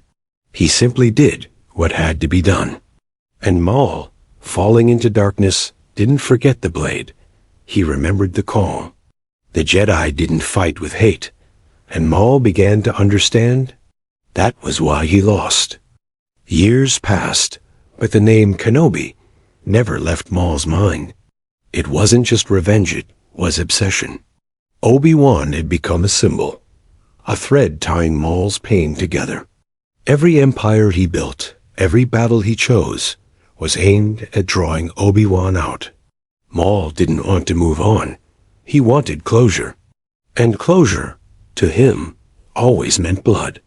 When Maul captured Satine, it wasn't strategy, it was personal. He knew what she meant to Obi-Wan. And in ending her life, Maul believed he could break the Jedi. But Obi-Wan didn't break. He bent. He grieved, but he didn't fall. That resilience made Maul furious, because he wanted to believe everyone could be shattered like him. Obi-Wan proved otherwise. Every time they met, Maul tested Obi-Wan, not just in combat, but in spirit. He watched for cracks, for anger, for vengeance. And though he struck wounds, none were deep enough. Obi-Wan stayed true, centered. And each time Maul failed to unbalance him, he felt smaller, because Obi-Wan wasn't just an opponent. He was proof that Maul's path wasn't the only way. Maul once admitted to himself, Obi-Wan was the only person who truly knew him. Not Sidious, not Savage, not even the Force, just Kenobi, because only your opposite sees you clearly. And Maul, in all his rage, saw in Obi-Wan the version of himself that never got a chance. A boy raised in peace instead of pain. That contrast hurt more than any scar. On Tatooine, Maul found him again. Older, hidden, but still Kenobi. Still standing. Maul didn't attack immediately. He watched. He waited. Because part of him didn't want to fight. He wanted an answer. Why are you here? What are you protecting? Maul didn't know it yet, but this would be the last time. The end of a story neither of them had written. But both had lived. Their final duel lasted seconds, a few heartbeats. Maul struck fast, desperate, but Obi-Wan moved with quiet grace. No anger, no fear. One strike, and it was over. Maul fell, not screaming, not fighting, just breathing. He asked, "Is he the chosen one?" Obi-Wan answered, "He is." And Maul, for once, believed him. Because in that moment, belief was all he had left. Obi-Wan held him as he died, not out of pity, but respect. They were enemies, opposites, but also the only two who truly understood what the war had taken. Maul didn't thank him, but he didn't resist. He simply looked up at the stars and let go. Because in Obi-Wan's arms, the storm finally passed. And for the first time, Darth Maul found rest. Maul never hated Obi-Wan the way he hated Sidious. Kenobi didn't use him. He didn't betray him. He simply stopped him. Maul's pain came not from betrayal, but from contrast. From knowing there was another path he never walked. Obi-Wan didn't destroy Maul. He revealed him. And that truth stung worse than any blade. Kenobi never hunted Maul, never chased him. He didn't want revenge. That confused Maul, made him angry. Because he expected pursuit, expected hatred, but Obi-Wan let him go. Again and again. And Maul realized that mercy was more painful than punishment, because it meant he wasn't a monster to everyone. And that made his rage harder to carry. Maul believed if he could just kill Obi-Wan, the pain would stop, that his story would have meaning, that the cycle would close. But every time he tried, nothing changed. The pain remained. And slowly, he began to understand the answer wasn't death. It was understanding. And that realization came too late. Their rivalry wasn't about power. It was about perspective. Maul saw survival as strength. Obi-Wan saw peace as strength. They both lost people. Both were forged by war, but one chose rage. The other, compassion. And as Maul faded, he finally saw the difference. Not in ability, but in purpose. In Obi-Wan, Maul saw balance. Not perfection, but acceptance. Kenobi wasn't without pain, but he didn't let pain rule him. And Maul, shaped by suffering, found it impossible to understand. So he fought it, again and again, until he stopped. Not because he understood, but because he was too tired to keep resisting the quiet. Maul died with his eyes open, not wide with fear, calm, focused, because for once he wasn't fighting for control. He was letting go. He didn't beg. He didn't scream. He simply asked if the Chosen One would avenge them. Us, he said, as if, in the end, he and Obi-Wan were on the same side, two scars, hoping for something better to rise. Kenobi buried him. No grave, no words, just a place in the sand, quiet. Maul never asked for honor, but Obi-Wan gave him dignity, not for the things he'd done, but for the pain he carried, because even enemies deserve peace. And Kenobi, even in war, believed in that. It was his greatest strength, and Maul's final comfort. Maul and Obi-Wan weren't born to be enemies. They were made that way, by war, by masters, by fate. And if things had gone differently, if Maul had been raised by the Ched, perhaps they would have been brothers, not rivals.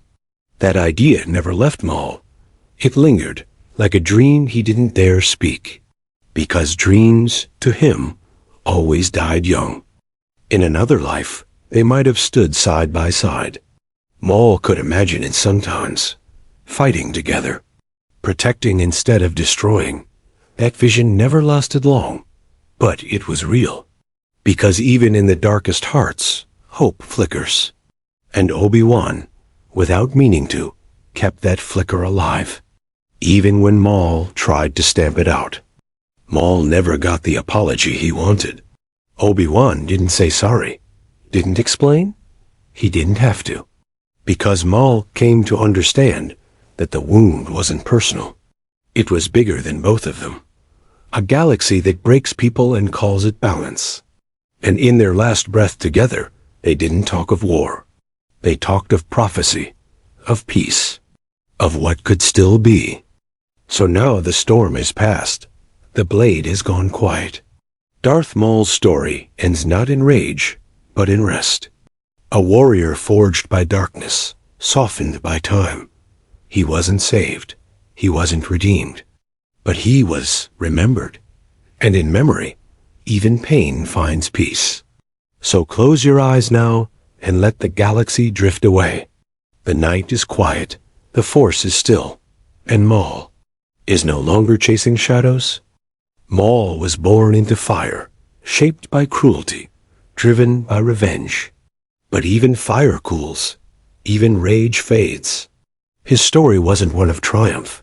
It was survival, of scars worn proudly and choices made in silence. Now that his voice is gone, we're left with the echoes, and they tell us something simple. Even the darkest hearts, once hoped for light, sleep now. The battle is over. Let the stars carry you gently into dreams. You've heard his whole story now, from the pit to the throne to the dust.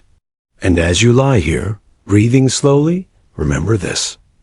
Maul never gave up, even broken, even forgotten. He stood. That strength wasn't evil. It was will. And now that will rests. So let your thoughts slow. Let your muscles soften. The stars are watching. The force surrounds you. And in this quiet, Maul's fire finally fades.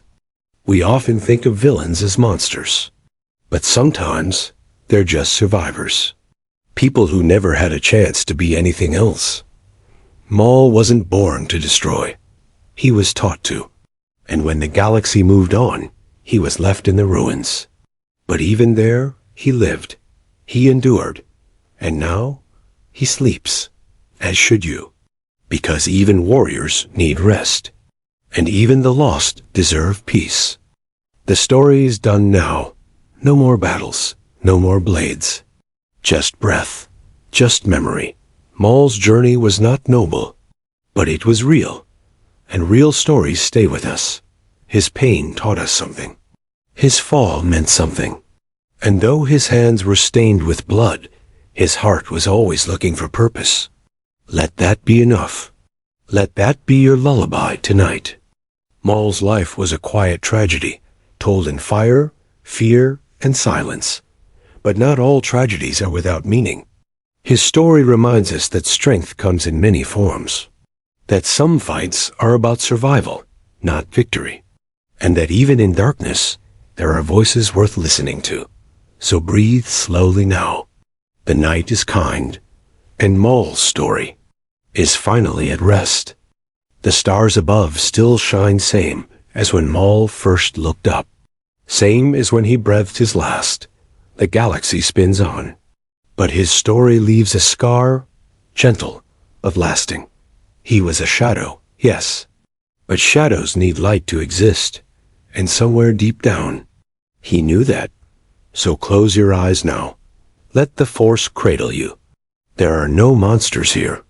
Only echoes, slowly fading into the stars. You don't have to be perfect to matter. Maul wasn't, but he still mattered. Not because he ruled, not because he fought, but because he felt, deeply, constantly. And even in silence, he left something behind.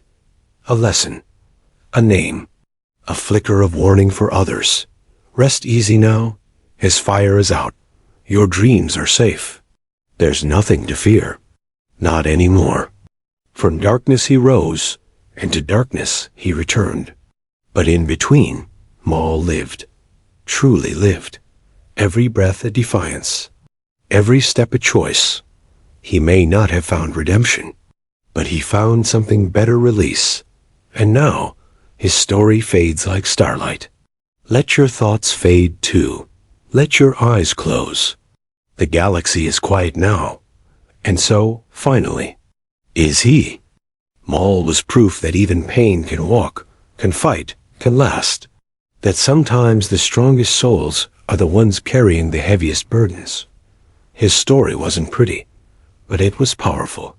And tonight, you've walked with him through every scar. Now it's time to rest. Let the silence hold you like the Force once held him gently, quietly, until morning comes. We watched him fall, rise, and fall again. But even in his final breath, Maul believed in something beyond himself.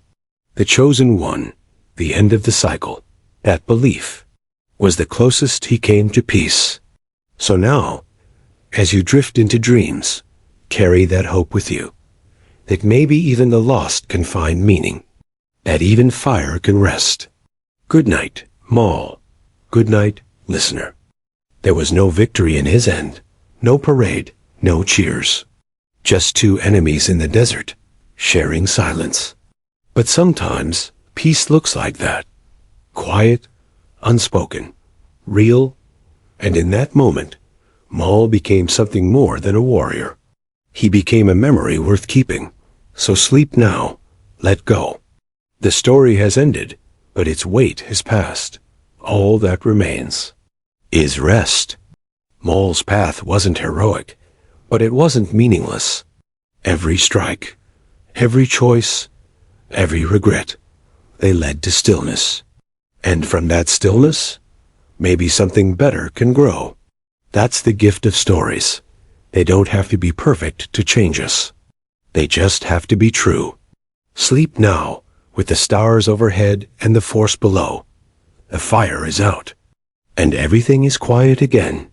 We fear the dark because we forget what it contains. But Maul lived there, fought there, and showed us that even shadows remember the sun. His life wasn't lit by hope, but it was shaped by the absence of it. And in that shape, we see a warning and a truth. So rest now. Let the dark be still. Let it be safe. Because even where Maul walked, peace can follow. The twin suns set, the fight ends, and with it, Maul's long journey fades into night. He chased justice, chased revenge. But what he needed was rest, and now he has it. Let that be the final note. Not anger, not loss, but stillness. Let that carry you now as you drift into sleep. Because stories like his weren't made to be forgotten. They were made to be felt.